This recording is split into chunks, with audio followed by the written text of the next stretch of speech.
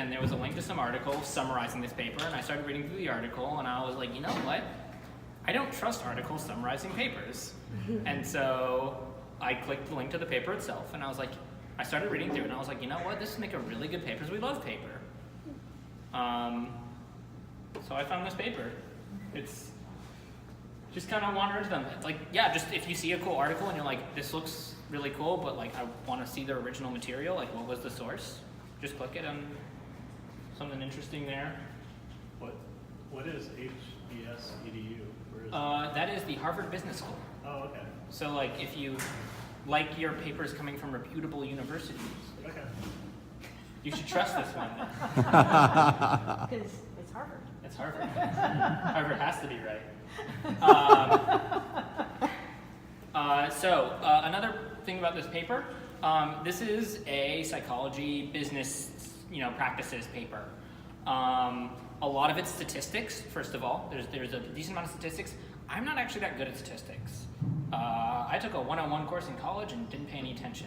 So if I will have some points where I'll be like, I don't understand what's going on. If anyone here understands statistics and would like to be like, I know what's happening here, I can help explain, feel free. Also, this paper, I would really like it if you just have like a point to make or a question, or you have an interesting thought based on something that's talked about, feel free to bring it up. Like I would love, if this is more of a discussion type arena, I think that's great. I think a lot of the more social sciences papers really lend themselves to like kind of interesting thoughts and discussion and whatnot. So, because there's more room for interpretation in some of the results. So yeah, feel free to come up with a question at any time. If too many people are trying to talk at once, raise hands, but otherwise just feel free to interject. All right, now to the actual paper. This is a summary slide. If you read the paper, it's just going to be a summary of that. This paper is Toxic Workers. It's a working paper, so it has not been my understanding is it has not gone through all of peer review yet and whatnot. So someone might have problems with it, I don't know. Michael Hostman and Dylan Miner, no idea who they are. All right. I don't know this field. So what is a toxic worker as defined by this paper? Let's get that out of the way first. They are workers who behave in behavior they're workers that engage in behavior that is harmful to an organization, including either its property or its people. Some of the examples they give are financial traders who perform illegal acts, like insider trading, or like stealing money, or like any Wells Fargo type stuff. Just anything that could harm your business long term if they practice it. Sexual harassment, bullying, being an unpleasant person. They have, I'll go there later. But they talk a little bit more about exactly like where on the scale toxic workers fall, and we'll get to that. So what is the summary of this paper if you just want to leave right now?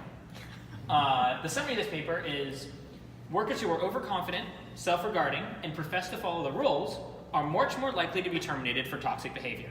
That is how they determine toxic behavior, if you were terminated for behavior. Yes? What's self-regarding?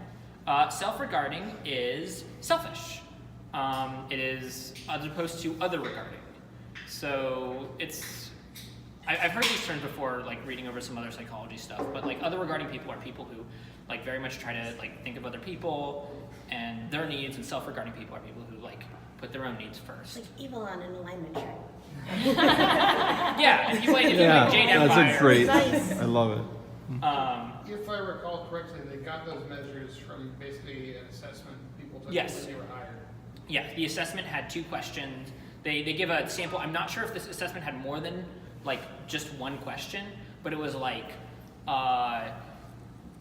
the 2 statements was like, I prefer like I like to ask other people how they're like doing right now versus like I prefer to live and let live. Oh wow. Yeah, so because they try to phrase the questions obviously where you don't say like I'm selfish, right? Because no one's gonna say like I'm selfish. Right? They found that toxic workers tend to be more productive than the average worker. We'll get to this later, but it turns out what they're actually meaning is quantitatively productive, not qualitatively productive. But just an interesting finding. Avoiding toxic workers, it's much better for the firms in terms of net profitability, despite losing out on a highly productive worker. The overall loss of a toxic worker far outweighs the gain of a productive worker. And bad employees may have a stronger effect on the firm than good workers. The cost of a bad employee exceeds the gain. And they find some relations to this to other forms of like communication. Like we tend to like focus on like negatives instead of positives when people talk to us, and other such things. They're like we find that in a lot of spaces. Negatives outweigh positive. We focus on that. So. Oh, can you talk about, so you said quantitatively versus qualitatively? Yes. Like how, can you maybe? Yeah, I'll go into that. Okay. So their sample data, is this the next slide? It's not the next slide, so I'll just go. The sample data is workers who are in front-facing kind of customer interaction places. All their data comes from this company that provides like employee analysis for these contracting firms, which contract employees to other companies. So if you're a company and you're like, okay, we need 20 people to like man a like customer service center. You go to one of these companies and you're saying, I need 20 employees, and they're like, we can get you 20 employees, and they'll give you 20 employees to man your customer service center. And so their data set comes from basically these employees. So maybe they put in more hours, but in terms of impact, they have less impact? Taking more calls, I think was their, like, being able to close more calls, closing tickets, like that kind of thing. Okay. Well, qualitative was determined by customer satisfaction surveys. Okay. In their samples. Okay. That is an important caveat to this. Is the kind of job that they could analyze. It's getting data for this type of stuff is hard. Employee data is often very secretive and protective, and a lot of people don't like sharing it. So they have 5 hypotheses at the start of the paper. These are how they lead it. Self-regarding workers are more likely to be toxic. Selfish people probably tend to be meaner. Good hypothesis. Overconfident workers are more likely to be toxic. And the way they talk about this, they're kind of like, they do some math at the bottom, which is very simply, if I think I'm hot shit, and I think that like me being hot shit will like get me a ton of money, and like the cost of me getting all that money will be like less money than I'm gonna get, then I'm gonna break the rules a little bit, if that makes sense. Like, and they like quantitatively like be like G and B and like probability, but they're really just saying like they think the expected reward is better than like whatever they're gonna lose because they're overconfident. Entitled. Sociopathic. And then this is interesting. They have 2 potential hypotheses here. Workers who claim that rules should be followed are less likely to be toxic, and workers who claim that rules should be followed are more likely to be toxic. Which is it? Ooh, I wonder. Which is it? And they'll get into this, but basically, well, okay, people who follow the rules are less likely to break the rules, so people who claim the rules should be followed are less toxic. But like, I don't know, if someone asks you like, do you like following the rules on like an employment survey, would you say yes or no? And like the people who say yes, if they don't really feel that way, are maybe more likely to be toxic because they're willing to like lie and stuff. This feels like a scene from The Labyrinth. So they have 2 hypotheses there. They did note in the paper that the situation they were doing was an assessment for gaining employment. And Yeah. so there was an expected reward for potentially sounding honest. Yes, and potentially being like, oh yes, I follow the rules all the time. So like, they don't know which one it is yet. They'll find the results later. For some reason, that reminds me of following orders is not an excuse for instance. Another interesting, especially by the question they pose. I would hate a single choice answer. I think you might like the results of which hypothesis is right there. Workers with increased exposure to other toxic workers are more likely to be toxic. Seems like a reasonable hypothesis. We think that behavior is communal. What's that famous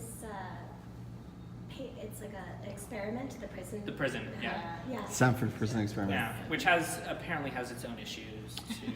It has lots of issues. Yes. But is, It's not yes. actually an The same experiment. sort of, same Yeah. sort of conclusion.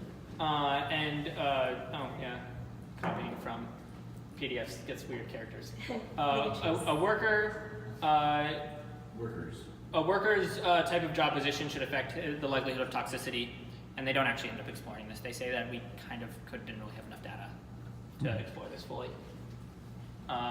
Sort of. They also say that we couldn't actually, it didn't seem to make a difference. Both, depending on what you mean by position. All right, now for some equations I don't understand. So they talk about this thing called a hazard rate. And the hazard rate is some natural chance of toxic termination that can evolve in complex ways over time. And this is just h over t. It's like, this is the function that is like, life has been happening and you're going to be terminated for being toxic. I don't know, just random crap that happens. And then f of t of x, f of t given x is the likelihood of termination for toxicity as a function of the person and the situation. So they're basically just saying like your likelihood of being terminated for being toxic is like a function of your personal traits, the situational characteristics, and like anything else. What's And everything else, this hazard rate.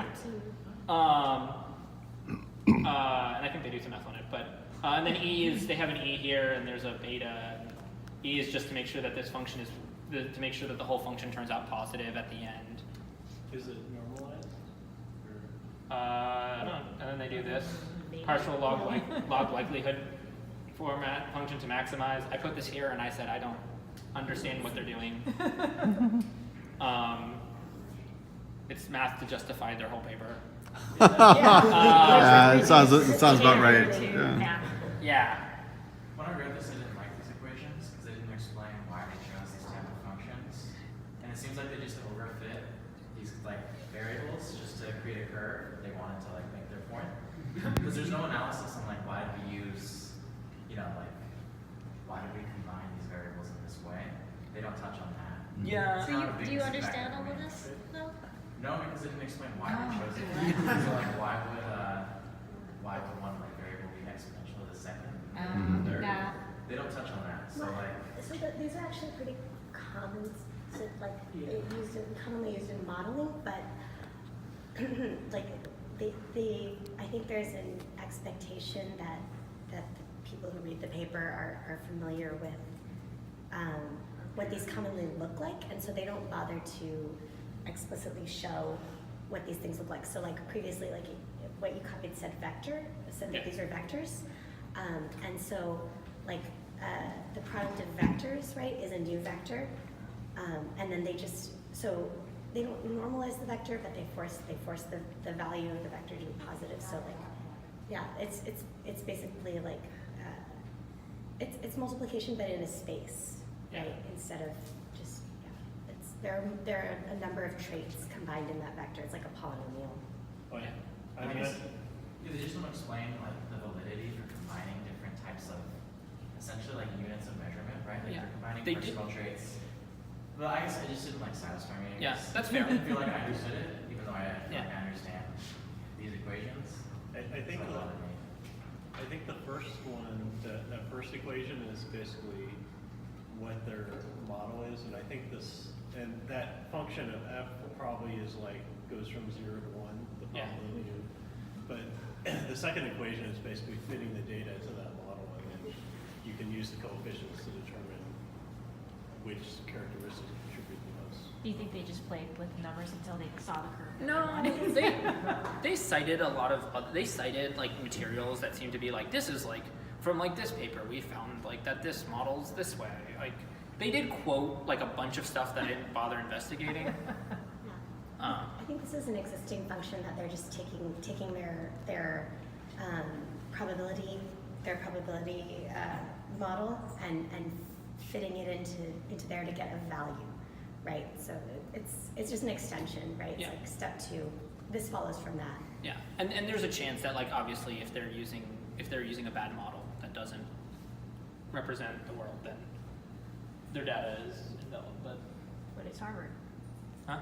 But it's Harvard. But it's Harvard. Yeah. Yeah, I mean, classic appeals authority. Yeah, classic field I mean, usually what you do is you take the data and split it in half, and then.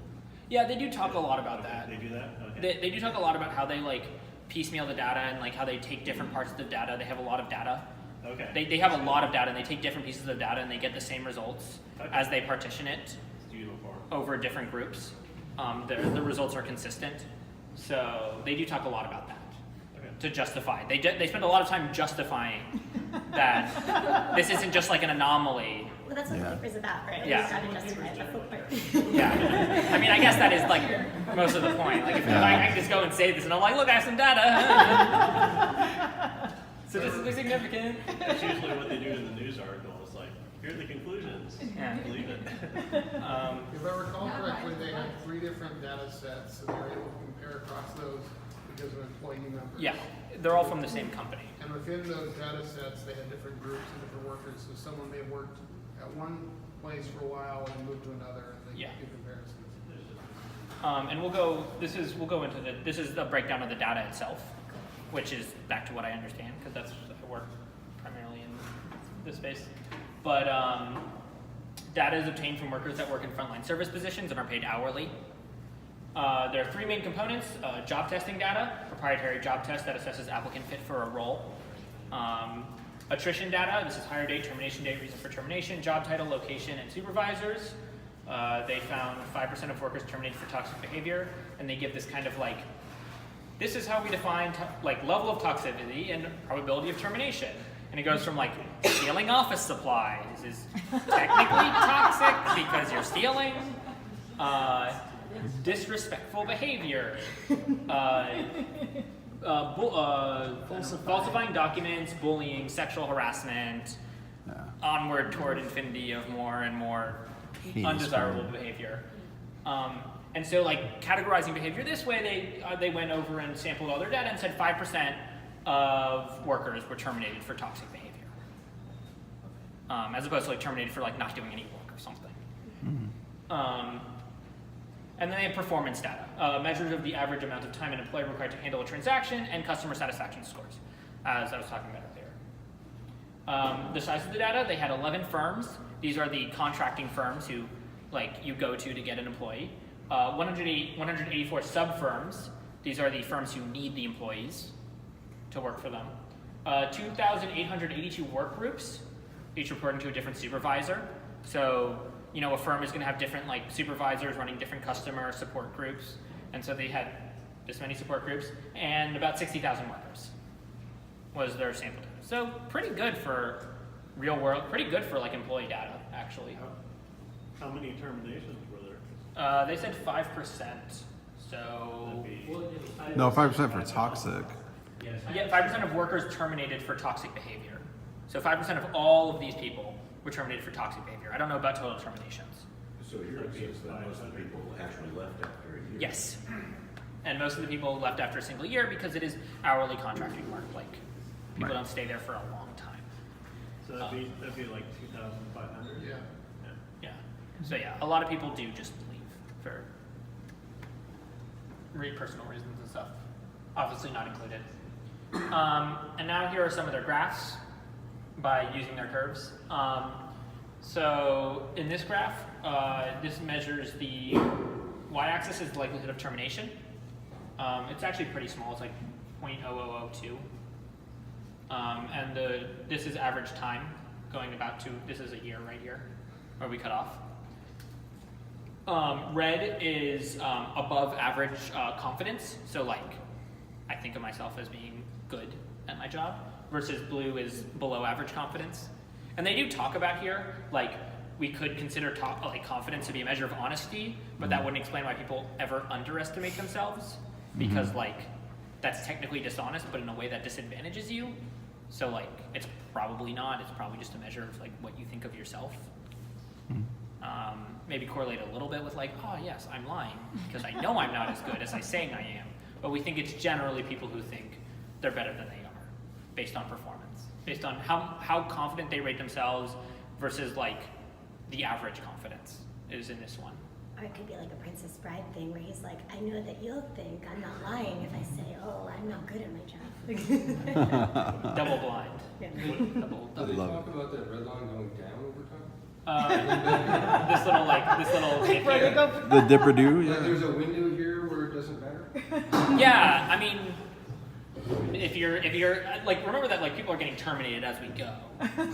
like some of these people are like, you know, there's like some people who are dropping off like right here, right? So like, you know, there's a chance that like, you know, some amount of overconfidence probably isn't that toxic. You know, there are people who are overconfident and not like, you know, gonna do bad things. They just overvalue themselves, and you know, maybe after if you've lasted a certain amount of time, maybe it stops being as obvious. But then if you keep going, and like becomes more, and then you'll see that they get much more closer together as time goes on too. There's like this period where I kind of wonder, like, what happens if the worker is placed in a toxic team? they talk about that. Oh, they do? Yeah, Okay. they do get into that. Is there a good explanation for why there's such a huge uptick in terminations towards the end of the year? That seems kind of odd, doesn't it? Could be that things pop up. They know that people are going to leave, so they're more likely to fire. Like layoffs, do they typically happen? Probably financial reasons. Yeah, I'm sure, I don't yeah. know. They don't talk about It that. can also be contract turnover, or like yearly Yeah. contracts, they don't renew something. Do we have, when the, But this is specifically toxic terminations. This is do we have, specifically toxic. like, the actual year, like, time of year? Because No, if they the never. end is towards, like, December, that's typically a high stress point. Yeah, they don't mention that, but Like for stealing. Yeah. Stealing too much office supplies. Talk to me to Yes. teach Huh? yeah, toxic enough to get out. yeah. I had an issue with trying to like quantify, to me, which are intangible things like confidence. Like to me, confidence is something you have to like create a scale for to measure. It's not something you can just like go out and like survey how confident people are. And they do discuss like how they got it. But like, I don't know, to me I didn't completely buy that people's confidence they report themselves, especially in a survey format. I feel like, how does that represent your confidence? Fair point. They don't. So especially when I read through all the things they asked her too, like I wouldn't analyze my own confidence based on the factors that they asked. So it seemed somewhat arbitrary to me. I don't know what you guys thought when you looked at that.